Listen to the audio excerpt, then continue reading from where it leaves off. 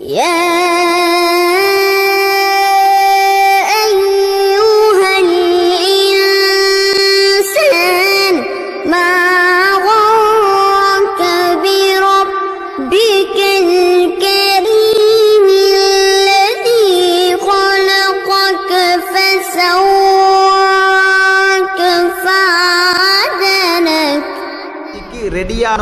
ஒரு ஆர்வத்தை ஊட்டினது.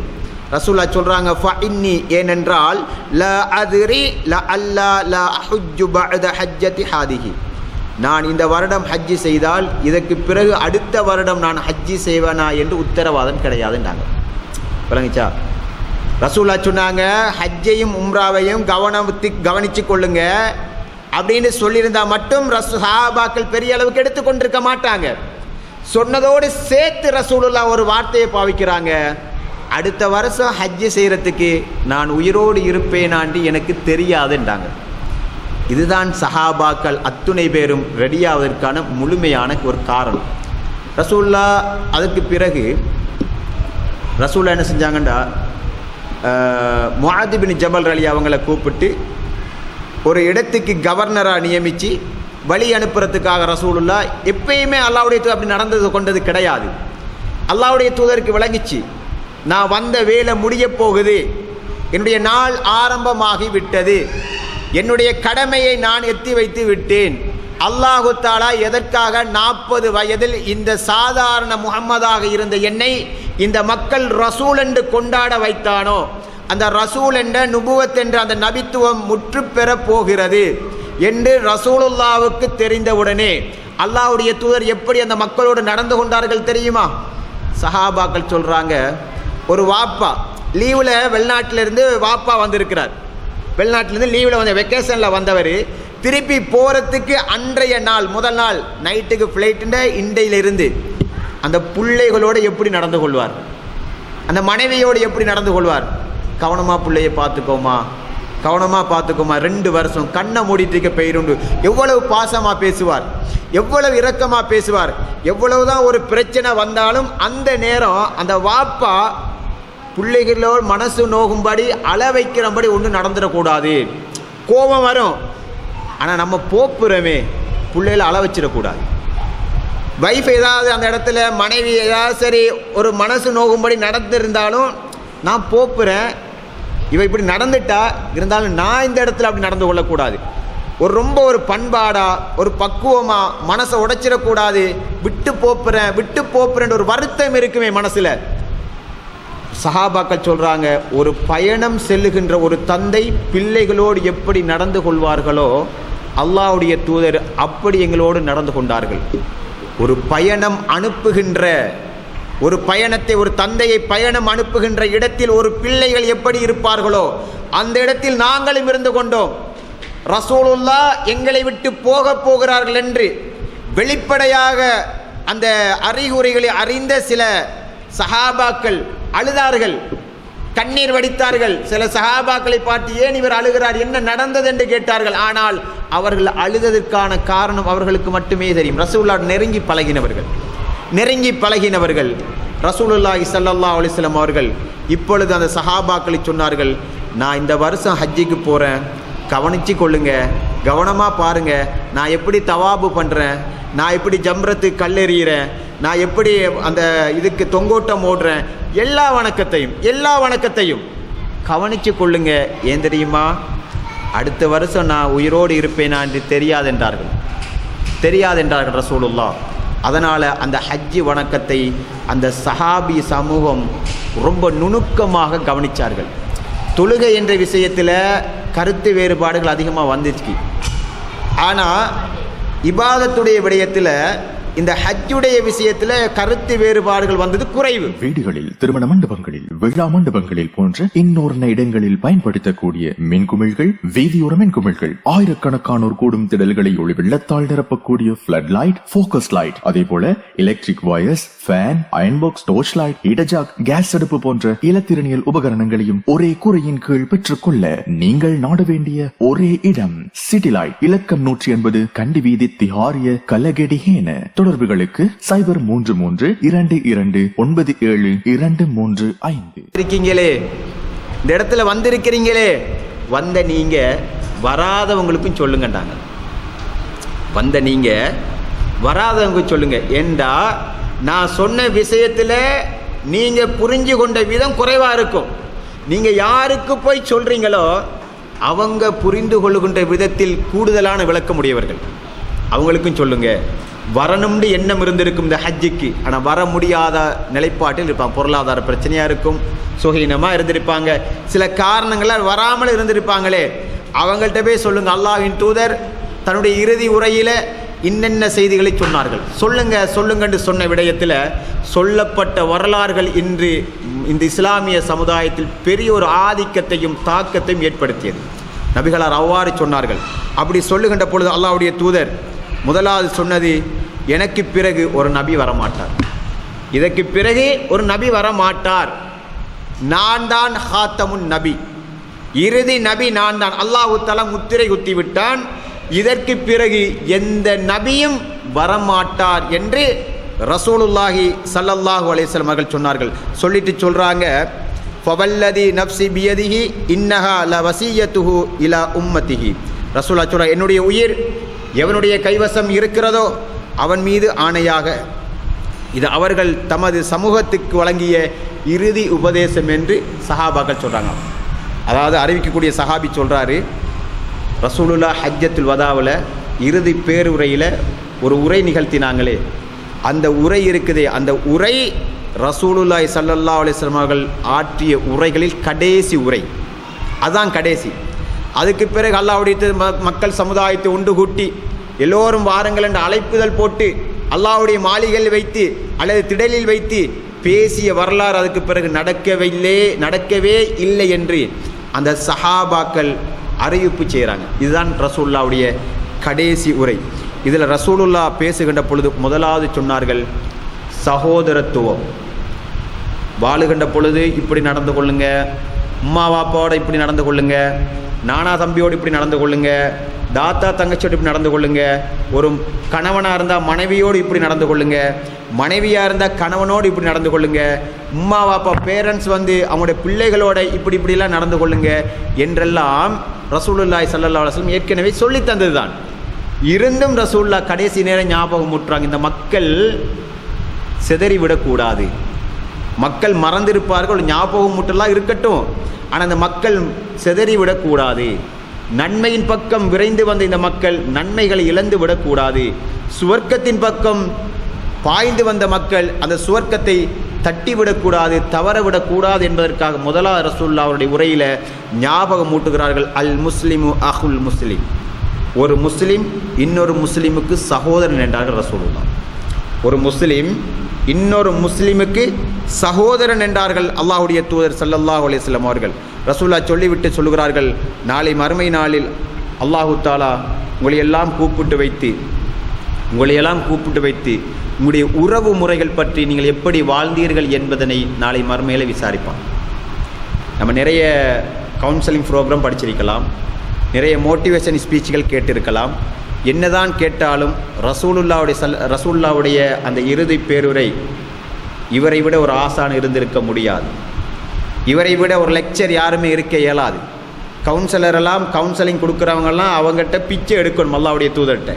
அந்தளவுக்கு மனதை உருக்கமான ஒரு உரை நிகழ்த்தினார்கள். அதில் முதலாவது உறவு முறைகள் சம்பந்தமா பேசினார்கள். திருமண மண்டபங்களில், விழா மண்டபங்களில் போன்ற இன்னொரு இடங்களில் பயன்படுத்தக்கூடிய மின்குமிழ்கள், வீதியோர மின்குமிழ்கள், ஆயிரக்கணக்கானோர் கூடும் திடல்களை ஒளி வெள்ளத்தால் நிரப்பக்கூடிய ஃபிளட் லைட், ஃபோக்கஸ் லைட், அதே போல electric wires, fan, iron box, torch light, இடஜாக், கேஸ் அடுப்பு போன்ற இலத்திரனியல் உபகரணங்களையும் ஒரே கூரையின் கீழ் பெற்றுக்கொள்ள நீங்கள் நாட வேண்டிய ஒரே இடம் சிட்டி லைட். இலக்கம் 180 கண்டி வீதி, திஹாரிய, கலகெடிஹேன.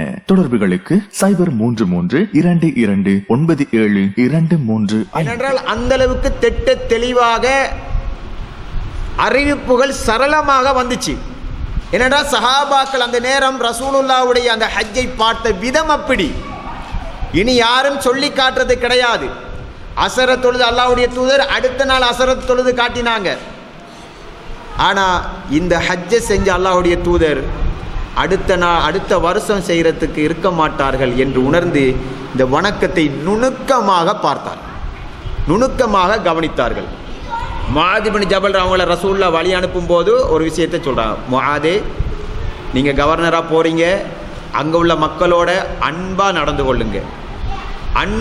கொள்ளுங்க என்று ஒரு அறிவுரையெல்லாம் சொல்லிட்டு, முஆதே நீங்கள் போகிறீங்க, உங்களுடைய பணி முடிஞ்சு நீங்கள் திரும்பி வரும் பொழுது என்னுடைய மையவாடியை நீங்கள் காண்பீர்கள் என்றார்கள்.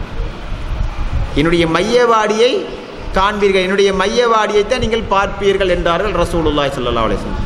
முஆத் இப்னு ஜபல் அழுகிறார்கள். அழுகின்ற அந்த முஆத் இப்னு ஜபல் ரசூலுல்லாஹ் சொல்கிறாங்க, முஆதே அழாதீர்கள், நீங்கள் அல்லாஹ் நாடினது தான் நடக்கும், ரப்பு நாடியது தான் நடக்கும், நீங்கள் போய் வாருங்கள் என்று மதீனத்து எல்லை வரைக்கும் ரசூலுல்லாஹ் முஆத் இப்னு ஜபல் அவர்களை குதிரையில் ஏற்றிட்டு ரசூலுல்லாஹ் நடந்து போகிறாங்க. முஆத் இப்னு ஜபல் சஹாபி குதிரையில், ரசூலுல்லாஹ் அந்த கடிவாளத்தை பிடிச்சிட்டு நடத்தி கூட்டிகிட்டு போகிறாங்க. எல்லாம் பேசி இப்படி போனால் இப்படி நடந்து கொள்ளுங்க, அவங்க இப்படி நடந்து கொண்டா நீங்கள் இப்படி நடந்து கொள்ளுங்க, அப்படியெல்லாம் அட்வைஸ் பண்ணி ரசூலுல்லாஹ் ஒரு தளபதியை அனுப்புகிறாங்க, ஒரு இடத்துக்கு கவர்னரை அனுப்புகிறாங்க. கவர்னர் எப்படி இருக்கணும், உங்களோட பொறுப்பு கவனம், முஆத் போகிற இடத்துல உங்களோட பொறுப்பு கவனம், நாளை மறுமையில் பற்றி நீங்கள் விசாரிக்கப்படுவீங்க, உங்களுக்கென்று பொறுப்புகள், உங்களுக்கென்று நியமிக்கப்பட்ட அந்த பொறுப்புகள் விசாரிக்கப்படுவீங்க, இப்படி நடந்து கொள்ளுங்கன்னு சொல்லி முடிஞ்சு இடம் வந்துட்டு ரசூலுல்லாஹ் கடைசியாக சொன்ன வார்த்தை, முஆதே போயிட்டு வருகின்ற நீங்கள் திரும்பி வந்தால் என்னுடைய மையவாடியை நீங்கள் காண்பீர்கள், நான் மரணித்து விடுவேன் என்று சூசகமாக சொன்னாங்க. இதை விட சூசகமாக சொல்ல இயலாது, ஆனால் ரசூலுல்லாஹ் சொன்னாங்க. முஆத் இப்னு ஜபல் அழுதார்கள். அதுக்கு பிறகு ரசூலுல்லாஹ் ஹஜ் என்ற அந்த கடமையை நிறைவேற்றுவதற்காக புறப்பட்டார்கள். மதீனத்தில் அதிகமான சஹாபாக்கள். இதற்கு பிறகு ரசூலுல்லாஹ் அடுத்த வருஷம் இருக்க மாட்டார்கள் என்று சொன்ன அந்த வார்த்தை எல்லோரையும் பெட்டி கட்ட வைத்தது, எல்லோரையும் பொட்டலம் கட்ட வைத்தது. தேவையானதை எல்லாம் ரெடி பண்ணி தயார் பண்ணி ரெடியாக்கிட்டு சஹாபாக்கள் என்ன செஞ்சாங்க, ரெடியாக புறப்பட்டு இருக்கிறார்கள். ரசூலுல்லாஹி ஸல்லல்லாஹு அலைஹி வஸல்லம் புறப்பட்டார்கள். நபிகளார் ஸல்லல்லாஹு அலைஹி வஸல்லம் அவர்களோடு அந்த சமுதாயமும் புறப்பட்டார்கள். ஹஜ்ஜுடைய கடமைகள் எல்லாம் முடிஞ்சதுன்னு சொன்னால் அரஃபாவுடைய மைதானம் ஹஜ்ஜத்துல் வதா அல்லது விதா என்று சொல்வார்கள். பிரியாவிடையில் ரசூலுல்லாஹ் அந்த ஹஜ்ஜுடைய கடைசி உரை நிகழ்த்தினார்கள், பேருரை.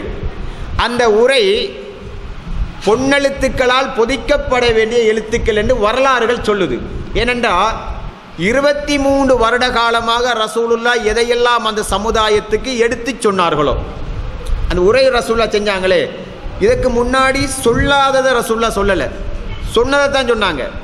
அப்படின்ட்டா ரிமைண்டர் பண்ணுறாங்க, ஞாபகம் ஊட்டுறாங்க. நான் இதெல்லாம் உங்களுக்கு இதுக்கு முன்னால் சொல்லித்தந்தேன் தான், நான் இப்போ இந்த இடத்துல சொல்கிறேன்டா அடுத்த வருஷம் சொல்கிறதுக்கு இருக்க மாட்டேன்றாங்க.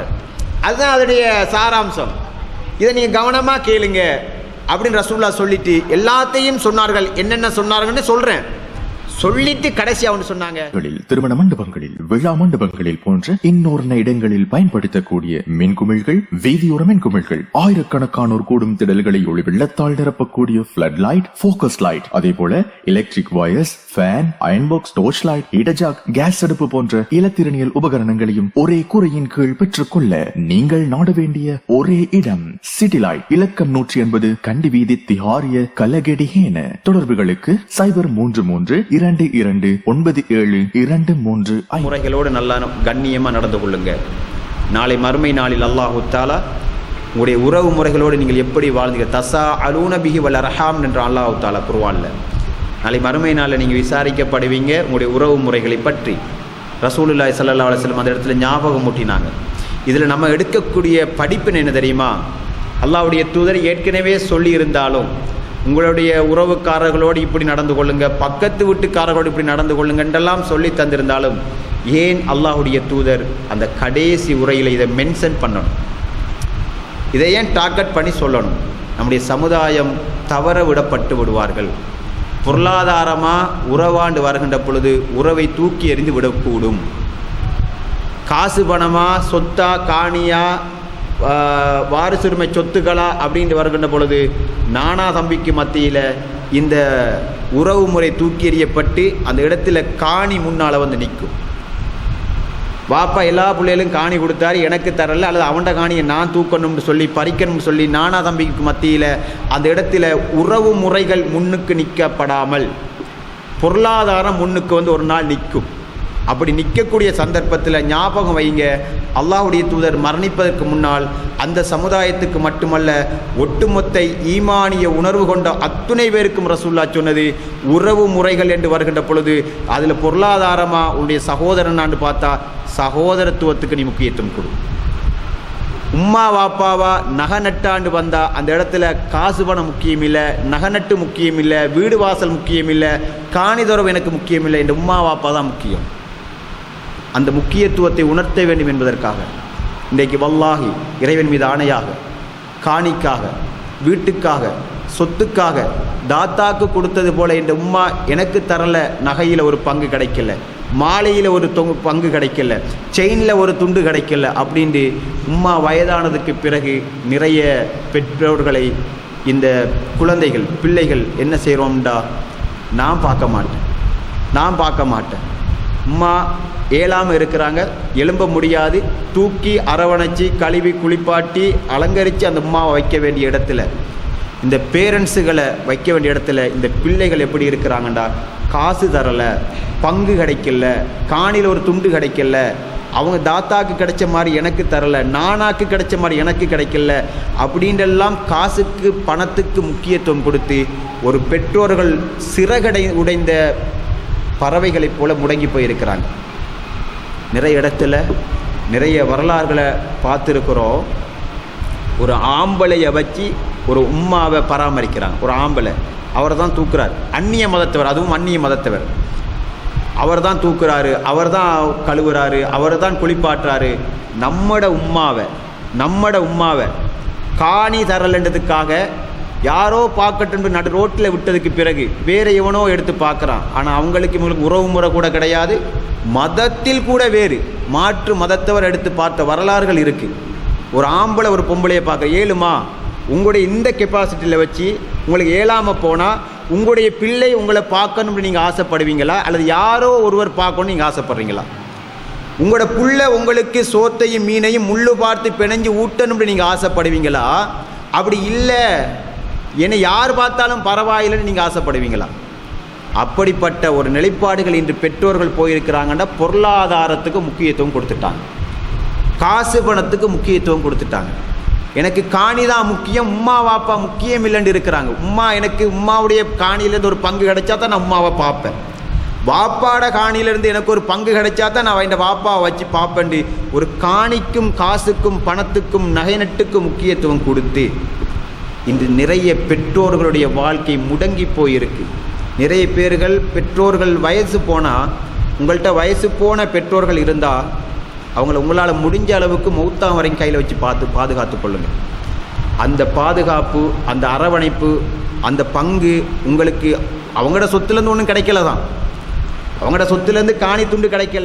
திருமண மண்டபங்களில், விழா மண்டபங்களில் போன்ற இன்னொரு இடங்களில் பயன்படுத்தக்கூடிய மின்குமிழ்கள், வீதியோர மின்குமிழ்கள், ஆயிரக்கணக்கானோர் கூடும் திடல்களை ஒளி வெள்ளத்தால் நிரப்பக்கூடிய ஃபிளட் லைட், ஃபோக்கஸ் லைட், அதே போல electric wires, fan, iron box, torch light, இடஜாக், கேஸ் அடுப்பு போன்ற இலத்திரனியல் உபகரணங்களையும் ஒரே கூரையின் கீழ் பெற்றுக்கொள்ள நீங்கள் நாட வேண்டிய ஒரே இடம் சிட்டி லைட். இலக்கம் 180 கண்டி வீதி, திஹாரிய, கலகெடிஹேன. தொடர்புகளுக்கு 0332297235.